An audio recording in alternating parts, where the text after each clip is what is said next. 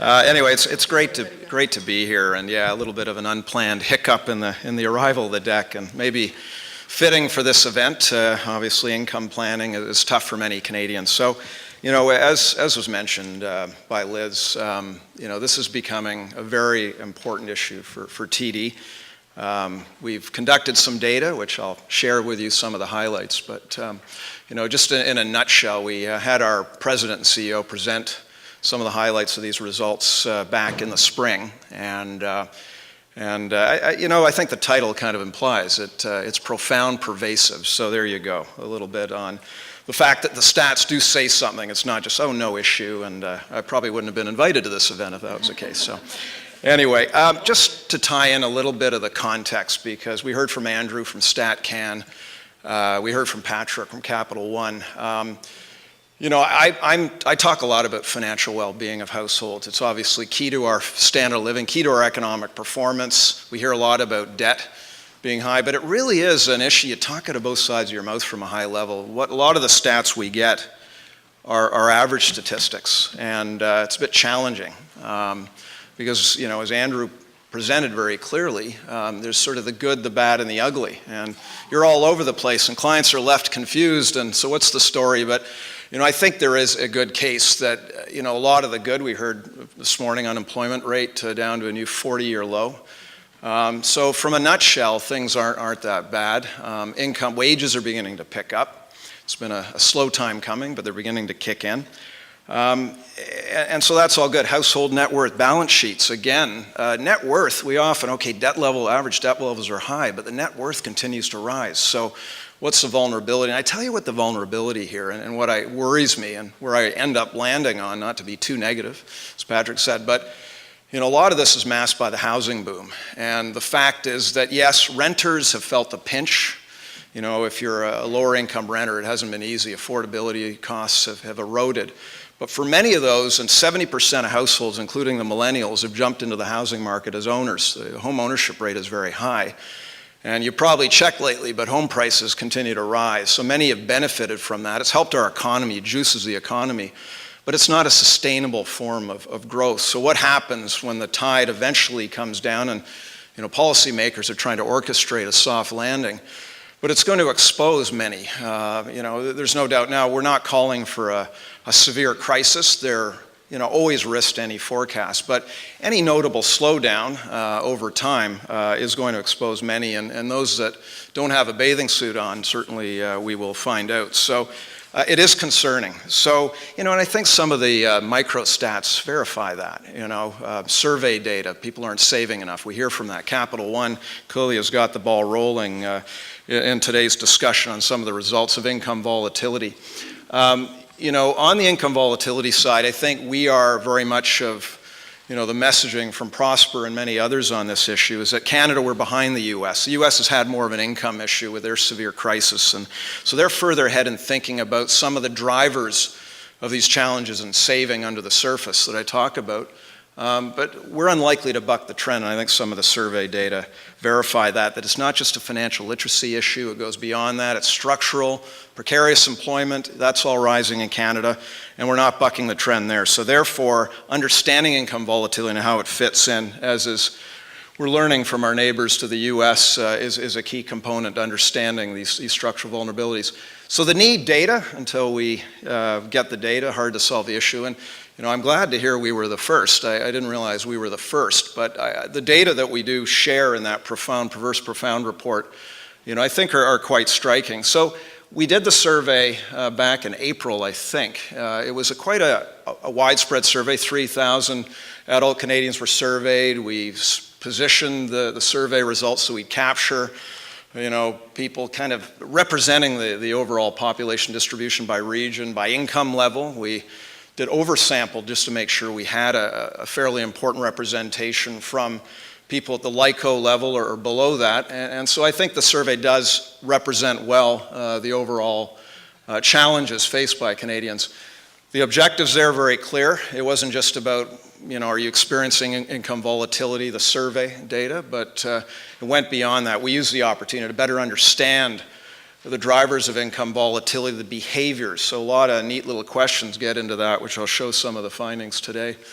So I guess the top line, what struck me, because I'm learning the file as well, it's something that I'm, like many, becoming more familiar with by the day and climbing the learning curve. But that to me is striking. Nearly 2 in 5 Canadians experience moderate to high levels of income volatility. And that's, in the nature of the income month to month, but on the amounts of income and the like. And for 3.3, so the 10%, 1 in 10, which equates to, if you map that out of the population, but 3 million Canadians saw monthly volatility in excess of 25%. So, that does create a challenge to planning, no doubt. In terms of the other results, again, quite intuitive, something we would have expected. The people that are most, that experience higher levels of volatility are those that you would expect to, in terms of seasonal workers, self-employed. A little bit, regionally, what would I have guessed?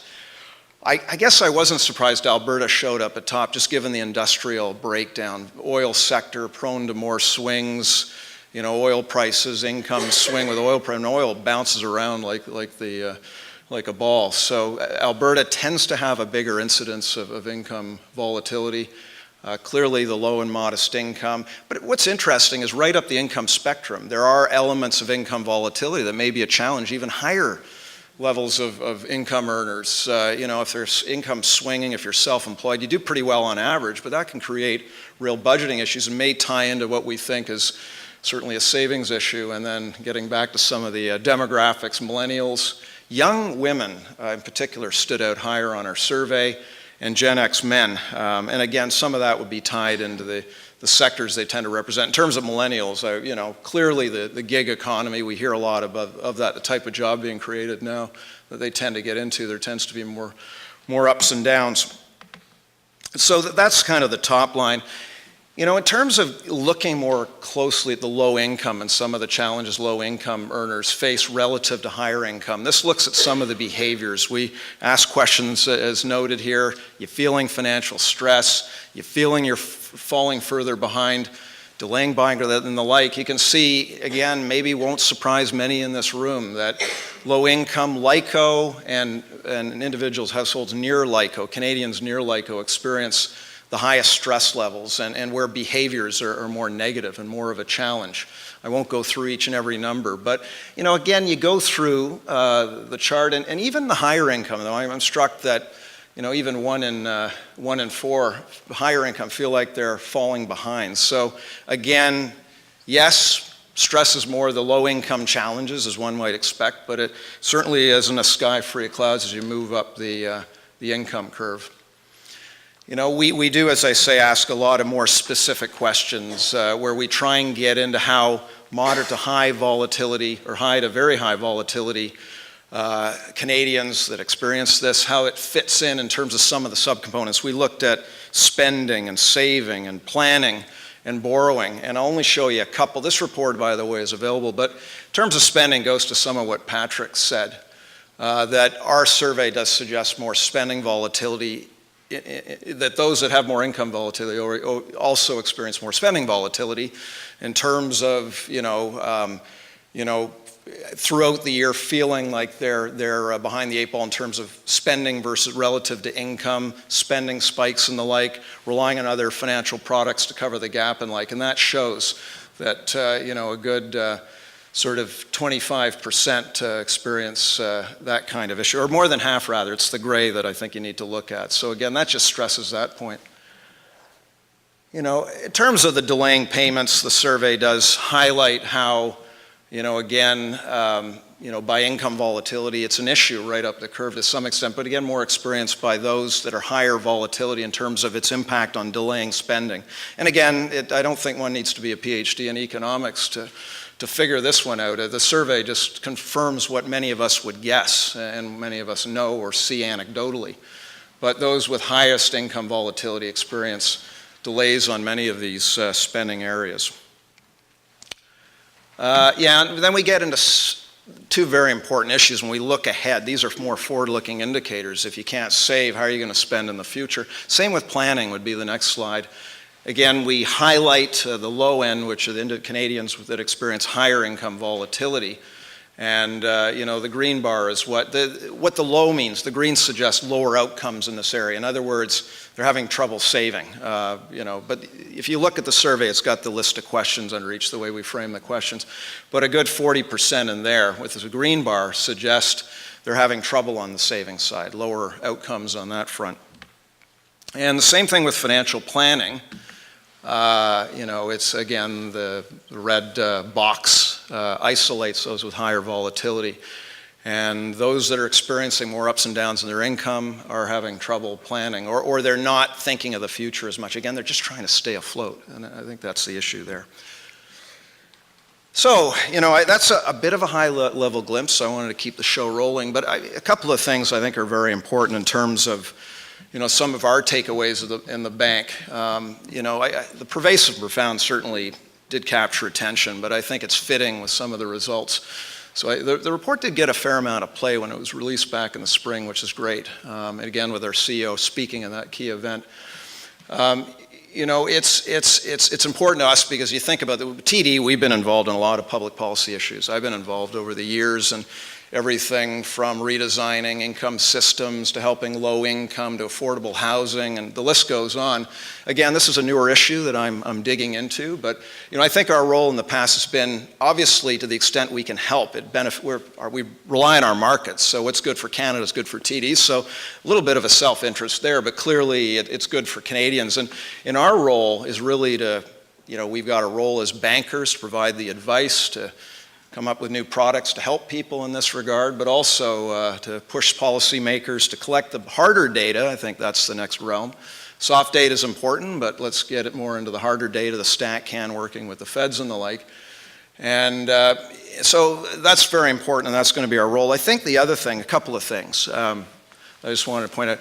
We've looked at our internal data, so we do have hard data that we haven't put out publicly, but it very much corroborates the view of the survey. I know JP Morgan has done great work on this space, and some of our internal research does corroborate that. And the last thing I'll leave you with, I can't tell you exactly what, but in the coming weeks, TD will have a very important announcement in this scope, in this space. And I don't know when exactly it's going to be. It's coming soon. But if you're interested, you can email Liz or you can email me. I'm easy to be found at TD Bank. My name, derek.burleton@td.com. And I'll make sure you get the announcement when it's released. I'll pass it on to or Kappa, but it's a big announcement, I think, that'll kind of further this file in terms of where we go from here. So anyway, just some general thoughts. I thank you for listening. Wow, now we're all waiting. Yeah.